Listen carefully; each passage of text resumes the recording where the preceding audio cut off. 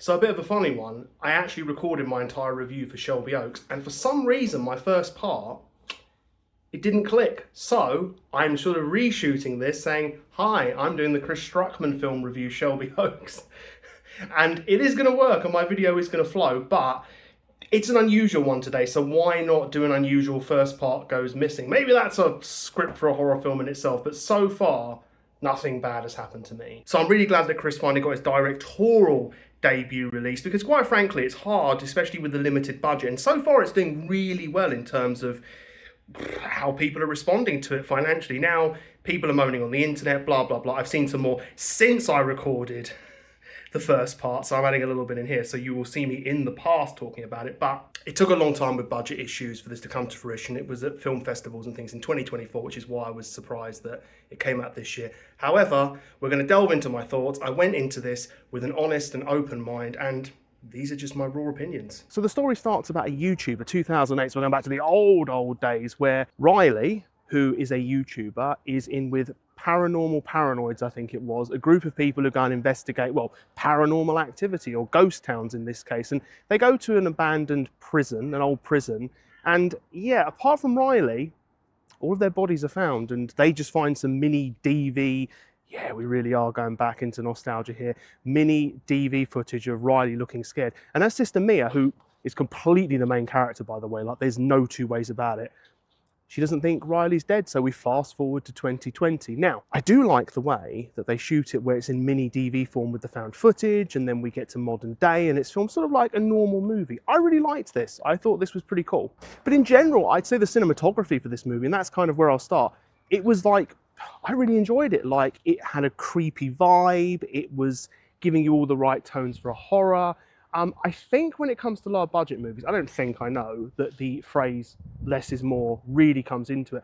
And I think Chris did a really good job with that and took that to heart. So that was a really key thing, because when you try and do too much, you get exposed so quickly on so many levels, either by not, there's like a feeling sometimes with movies where you're like, they haven't got the storytelling down to where it's like a DVD, a Blu-ray, something I'd streamed that's like totally Hollywood professional, and now I'm watching an independent movie that is coming across as an independent movie. It doesn't have to be totally Hollywood, but there are some things, like when people release music, you can hear the difference between an amateur album and a professional album. And going on from that, like when you're watching a horror, you need to want more. Like, I'll go back with a band. You want them, you know, you want the audience wanting more. They don't want them to go, yeah, I just had just the right amount. And when you're looking at things like a shadow or something behind a curtain or something that you just know where a scene is really off and you're like, this feels just within reach the answer, like surely, or half the answer, and we can start to piece together. Surely it's there, but you don't give it to them.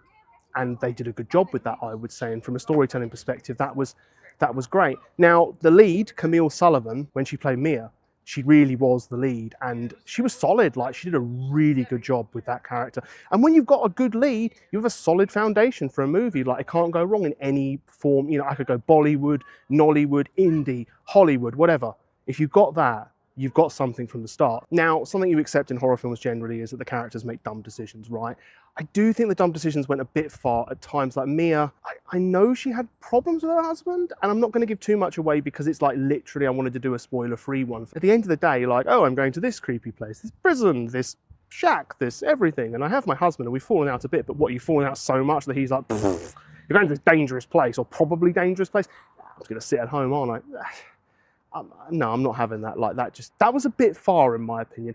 And another thing I'd say is maybe at times, even though I liked the mini DV footage and the way that it was used at the start, but I think some of it was a bit too much of an homage to old YouTube styles. Like, we went a bit far with it, but that's not the worst offense in the world. And also, I would say that there's like tributes to other horror films, and you'd expect that to a degree, right? But some of them I got, some of them I didn't, because sometimes you watch something or listen to something and you're like, I know this is probably a callback to something else, or an homage, or like saying, here I'm going to call back to this, and you don't know what it is. So I had some of that, but also ones where I did know, and maybe it was a bit too much of that, like a love letter to horror films, but yeah, maybe a bit much on that. I'm going to say I thought the musical score in this movie was good, gave you everything you needed to really, really, you know, hammer it home that it's a horror movie. But the pacing of this movie. Now, I don't think within the context it was about 90 minutes that it was wrong, but I think the fact that it was 90 minutes was, I say wrong. I don't think they could have done any more, to be honest, because again, you're on a $1.4-ish million budget. What do you sacrifice in order to get the runtime to be longer? I don't know. Maybe this was the best of a bad, of bad choices. It wasn't a bad choice, but the best of the limited choice you have. That I like that more, and I get that. But there were times where they kind of had to make choices, directorial choices, where you could tell that they had to kind of rush it because it needed more than 90 minutes. 90 minutes is like what a kid's movie is, right? Or probably an old style comedy from the 90s or the noughties or whatever. Not Happy Gilmore 2, because Happy Gilmore 2 is really long because Netflix will give them whatever they want. But this needed more time to brew. But I wanted to be supportive because you want to give a review and you want to give an honest review, right? You don't want to be like, oh, I'm supporting someone because they're like, or I'm being supportive because they're a YouTuber, because that kind of kills the integrity of it if you went and it was like a load of dross, right? But it wasn't. In conclusion, I thought this was a good movie. I thought it had an interesting story. Yes, I will actually add now that some of it, and this was sort of the pacing issues to a degree, some of it when you went home, it was like, did it make sense why the characters made these decisions? The story itself was very coherent, I should say. I don't want to make it sound like, wait, why that happened? They didn't explain that, blah, blah, blah. Some of it they had to rush a little bit. So, no, here's why we did this. Again, back to the 90 minutes. But good cinematography, good vibes. Yes, maybe there was a bit too much of an homage to certain things at times, like old horror films and other such nostalgic things, but it is a YouTuber literally in love with old YouTube and in love with horror films. So it's kind of like, what do you expect with that? It's fine. And maybe as well, there were too many things like too many jump scares but this is the thing about paying homage to these old films. Like you try and shove some of those things in. I know I also said less is more, and it does mostly stick to that.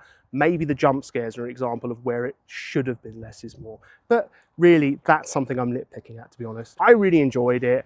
I wanted to do non-spoiler because I think you'll enjoy it. And when you do these horror movies, especially if you give certain things away, it does kind of dampen it when you watch it. Let me know what you think below, because I actually would be genuinely interested. Go and support this movie if you can. It is well worth watching. But please like, subscribe, ring the bell, all that good stuff to find out more from this channel. Your support is appreciated. And until next time, I'll see you later.